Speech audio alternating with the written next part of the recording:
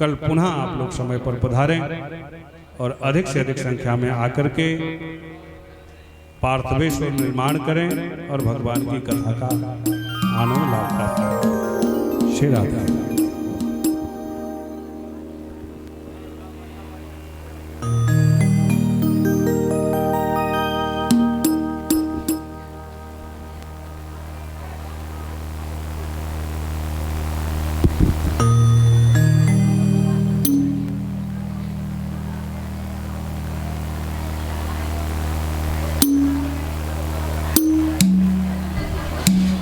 सभी लोग आरती के लिए शांति का दान दें।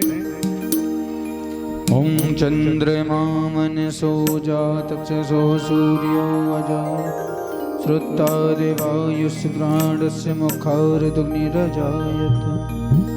श्री भागवत भगवान की है आरती, पापियों को पाप से है तारती।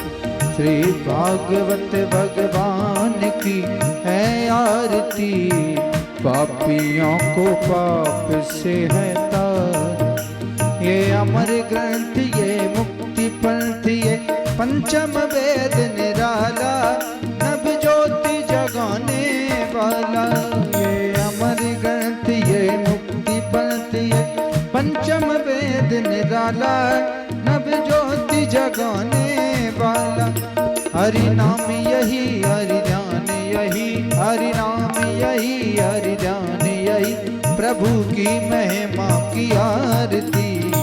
पापियों को पाप से है तार, श्री भागवत भगवान की है आरती, पापियों को पाप से है तारती।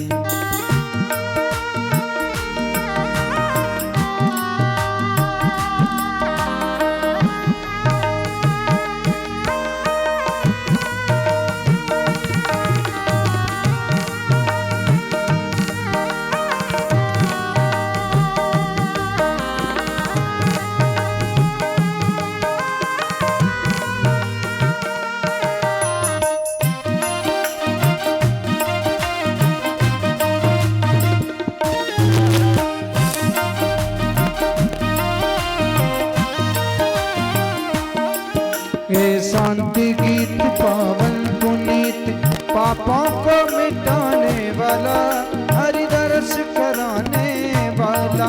ये शांति गीत पावन पुनीत, पापों को मिटाने वाला, हरि दर्श कराने वाला। ये सुख करणी, ये दुख हरिणी, ये सुख करणी, ये दुख हरिणी, श्री मधुसूदन की आरती। पापियों को पाप से है तारती, श्री भागवत भगवान की है आरती, पापियों को पाप से है तारती।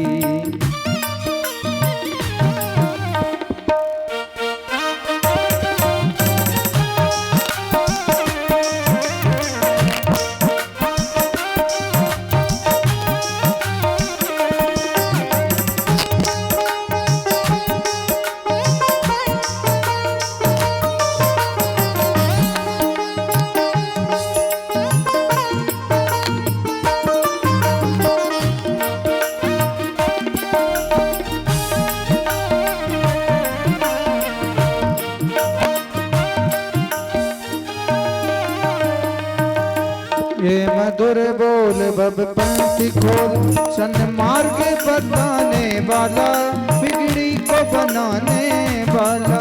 ये मधुर बोल बब पंथ खोल, सन्मार्ग बताने वाला, बिगड़ी को बनाने वाला। श्री राम यही, घनश्याम यही, मेरे राम यही, मेरे श्याम यही, प्रभु की महिमा की आरती। पापियों को पाप से है तारती, हे भागवत भगवान की है आरती, पापियों को पाप से है तारती।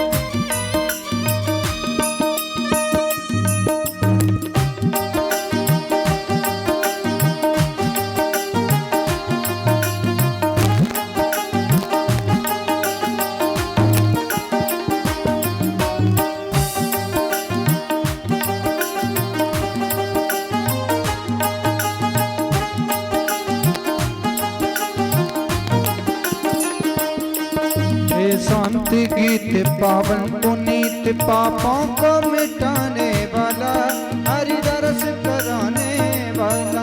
हे सुख करणी ये दुख हरिणी, हे सुख करणी ये दुख हरिणी, श्री मधुसूदन की आरती। पापियों को पाप से है तारती, श्री भागवत भगवान की है आरती। पापियों को पाप से है तारती। कर्पूरी गौरम करुणावतारम, संसार सारम भुजगेन्द्रहारम, सदा वसंतम हृदयारविंदे, भवं भवामि सहितं नमामि। त्वमेव माता च पिता त्वमेव बन्धुश्च सखा त्वमेव, त्वमेव विद्या द्रविणं त्वमेव, त्वमेव सर्वं मम देवदेव, त्वमेव सर्वं मम देवदेव, त्वमेव सर्वं मम देवदेव। बोलिए भागवत भगवान की।